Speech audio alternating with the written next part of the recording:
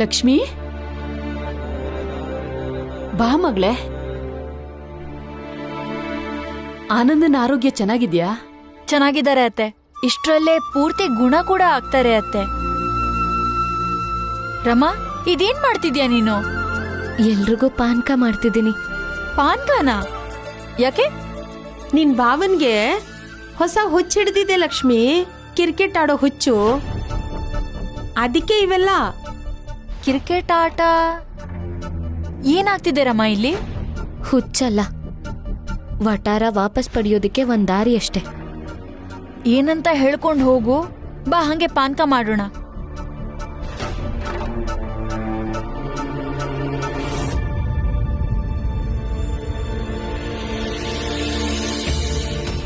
ಒಂದ್ ವಿಷಯ ನೆನ್ಪಿಟ್ಕೊಳ್ಳಿ, ಯಾವುದೇ ಆಟ ಆದ್ರೂ 2 ಆಯ್ಕೆ ಇರುತ್ತೆ, ಸೋಲು ಅಥವಾ ಗೆಲುವು. ಪ್ರತಿ ಆಟಗಾರನಿಗೂ 2 ಆಯ್ಕೆ ಇರುತ್ತೆ, ಆದ್ರೆ ನಮಗ್ ಮಾತ್ರ ಇಲ್ಲ. ಇವತ್ತಿಂದ ಪಂದ್ಯ ಕೊನೆ ಆಗೋ ತನಕ ಸೋಲು ಅನ್ನೋ ಆಯ್ಕೆನೇ ಇಲ್ಲ ನಮ್ಗೆ. ನಾವು ಪ್ರತಿ ಕ್ಷಣ ಗೆಲ್ಬೇಕು ಅಂತಾನೆ ಆಡ್ಬೇಕು. ನೋಡಿ, ಪ್ರಾಕ್ಟೀಸ್ ಮಾಡುವಾಗ ಅಥವಾ ಆಡೋವಾಗ ಏಟಾಗೋದು ಸಹಜ, ಆದ್ರೆ ಆ ನೋವನ್ನ ಸಹಿಸ್ಕೊಂಡು ನಾವು ಮುಂದೆ ಹೋಗ್ಬೇಕು. ಗೆಲುವನ್ನ ಕಣ್ಣು ತುಂಬಿಕೊಂಡು ಮುಂದೆ ಹೋಗ್ತಿರ್ಬೇಕು. ಇದಕ್ ನೀವು ತಯಾರಿದ್ದೀರಾ? ಭೀಮಾ,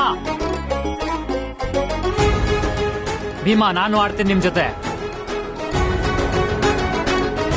ತುಂಬಾ ಖುಷಿ ಆಗ್ತಿದೆ ಕನ್ಕಣ್ಣ. ಬನ್ನಿ, ನೀವು ಸೇರ್ಕೊಳ್ಳಿ. ಮೊದಲು ನಾವು ಕ್ಯಾಚ್ ಪ್ರಾಕ್ಟೀಸ್ ಇಂದ ಶುರು ಮಾಡಬೇಕು. ಕ್ಯಾಚ್ ಪ್ರಾಕ್ಟೀಸ್ ಅಂದ್ರೆ ಈ ರೀತಿ ಚೆಂಡನ್ನ ಗಾಳಿಲೆಸ್ದು ನಾವೇ ಅದನ್ನ ಹಿಡಿಬೇಕು. ಸದ್ಯಕ್ಕೆ ನಮ್ಮ ಹತ್ರ ಚೆಂಡಿಲ್ದೇ ಇರೋದ್ರಿಂದ ನಾವಿಲ್ ಬಿದ್ದಿರೋ ಕಲ್ಗಳನ್ನ ಉಪಯೋಗಿಸ್ಬೇಕು. ನಾನೊಂದ್ಸಲ ಮಾಡಿ ತೋರಿಸ್ತೀನಿ, ನೀವು ಅದನ್ನೇ ಅನುಸರಿಸಿ. ಮೊದಲು ನೀವೇ ಕಲ್ಲೆಸ್ದು ನೀವೇ ಹಿಡೀರಿ, ಆಮೇಲೆ ನಾನು ಎಷ್ಟು ಪ್ರಾಕ್ಟೀಸ್ ಮಾಡಿಸ್ತೀನಿ. ನೋಡಿ, ಹೀಗೆ ಮಾಡಬೇಕು. ಹೀಗೆ.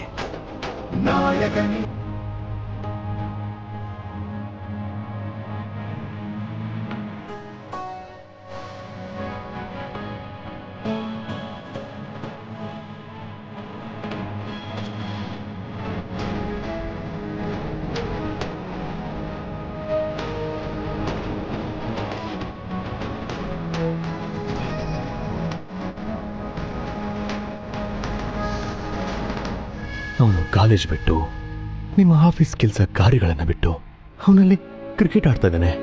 ಇದು ಸರಿ ಅಲ್ವಲ್ಲ? ನೋಡಿ ವಕೀಲ್ ಸಾಹೇಬ್ರೆ, ಇಲ್ಲಿವರೆಗೂ ನಾನು ಯಾರ ಹತ್ರನೂ ಭೀಮನ್ ಬಗ್ಗೆ ದೂರ ತಗೊಂಡು ಹೋಗಿಲ್ಲ. ಇವತ್ತು ನಿಮ್ಮ ಮುಂದೆ ಕೂತಿದ್ದೀನಿ.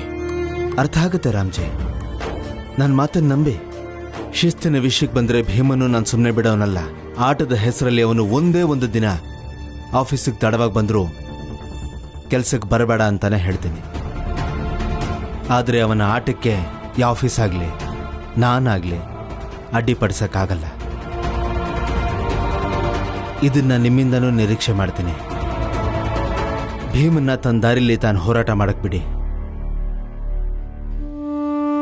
ಅವನ್ ಗೆದ್ರೂ ಸರಿನೇ, ಸೋತ್ರೂ ಸರಿನೇ.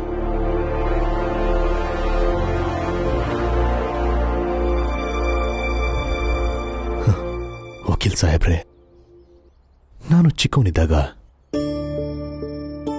ನಮ್ಮಪ್ಪ ಅಮ್ಮ ನಾವು ಕೆಳಜಾತಿಯರು ಅನ್ನೋ ಕಾರಣಕ್ಕೆ ಬಹಳ ಕಷ್ಟಪಡೋದನ್ನ ನೋಡಿದ್ದೀನಿ. ನಾನು ದೊಡ್ಡವನಾದೆ, ಮದ್ವೆನೂ ಆಯ್ತು, ನನ್ನ ಮಕ್ಕಳು ದೊಡ್ಡವರಾಗಿ ನಿಂತಿದ್ದಾರೆ.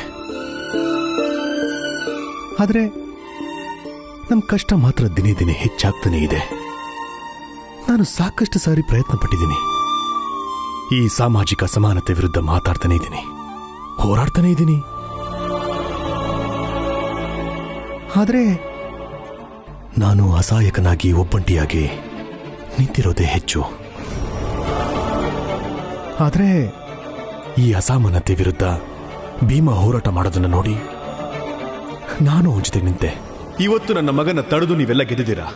ಈ ನಿಮ್ಮ ಗೆಲುವು ನನ್ನ ಮಗನಿನ್ನ ಬಲಶಾಲಿಯಾಗಿ ಮಾಡುತ್ತೆ. ಮತ್ತೆ ಇನ್ಯಾವತ್ತು ನನ್ನ ಮಗನ ನೀವು ತಡೆಯಕ್ಕೆ ಆಗೋದೇ ಇಲ್ಲ. ಆದ್ರೀಗ ನನಗೆ ಭಯ ಶುರು ಆಗಿದೆ. ನನಗೆ ಭಯ ಇರೋದು ಇವನು ಹೋರಾಟನ ಯಾರಾದ್ರೂ ದುರುಪಯೋಗ ಪಡಿಸ್ಕೋಬಹುದು ಅಂತ ಅನ್ಕೊಂಡಿದ್ದೀನಿ. ಅವನ ಗುರಿಯಿಂದ ಅವನ್ನ ದೂರ ಮಾಡ್ತಾರೇನೋ ಅಂತ ಅನಿಸ್ತಾ ಇದೆ. ಅದಕ್ಕೆ ನನಗೇನೋ ಚಿಂತೆ, ಸ್ವಲ್ಪ ಕಸಿವಿಸಿ.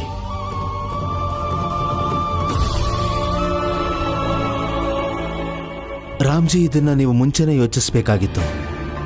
ಅವನು ಹೋರಾಟ ಮಾಡಕ್ ಬಿಡಬೇಕಿತ್ತೋ ಬೇಡವೋ ಅಂತ. ನೀವು ಭೀಮನಿಗೆ ಹೋರಾಟ ಮಾಡೋದನ್ನು ಹೇಳ್ಕೊಟ್ಟಿದ್ದೀರಾ. ಈಗ ಹೋರಾಟ ಮಾಡಕ್ ಬಿಡಿ. ನೀವು ಹೆಮ್ಮೆ ಪಡಬೇಕು. ನಿಮ್ಮ ಮಗ ಯಾರ್ದೋ ಆಫೀಸಲ್ಲಿ ಕೂತು ನಿಮ್ಮ ಥರ ಯಾರ ಮುಂದೆನೋ ಅವಲತ್ಕೊಳ್ತಿಲ್ಲ.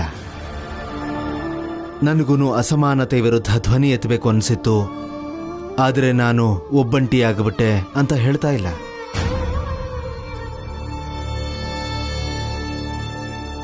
ನನಗೆ ಅರ್ಥ ಆಗುತ್ತೆ ವಕೀಲ್ ಸಾಹೇಬ್ರೆ. ಆದರೂ ನಿಮ್ಮ ಮೇಲೆ ಏನು ನಿರೀಕ್ಷೆ ಇಟ್ಕೊಂಡು ಬಂದೆ ಅಷ್ಟೇ. ನೀವೇನಾದ್ರೂ ಅವನಿಗೆ ಹೇಳ್ಬೋದೇನೋ ಅಂತ. ತೊಂದರೆ ಇಲ್ಲ, ನಾನು ಬರ್ತೀನಿ.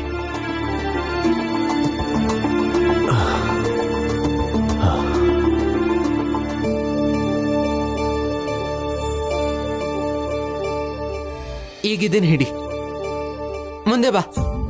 ಹಾ,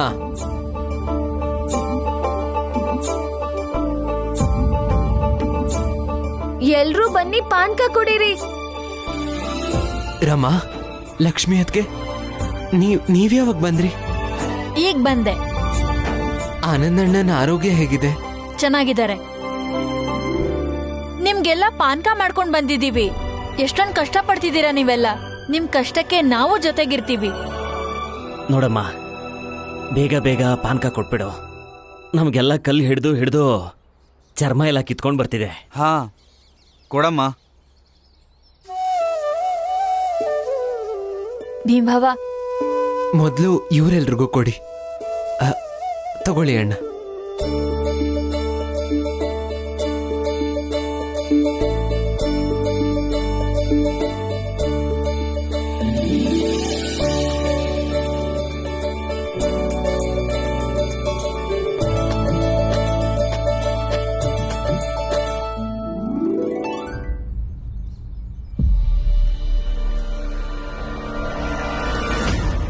ಅಬ್ಬ, ಪಾನ್ಕ ಚೆನ್ನಾಗಿತ್ತು.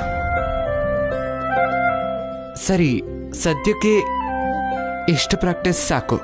ಈಗ ಬೇಕಾದ್ರೆ ನೀವೆಲ್ಲ ಸ್ವಲ್ಪ ವಿಶ್ರಾಂತಿ ತಗೋಬಹುದು. ನಾವೆಲ್ಲರೂ ಮತ್ತೆ ಸಂಜೆ ಪ್ರಾಕ್ಟೀಸ್ ಮಾಡಬೇಕು. ಹೊರಡಿ. ರಮಾ, ನಾನು ತಯಾರಾಗಿ ಆಫೀಸಿಗೆ ಹೋಗ್ಬೇಕು.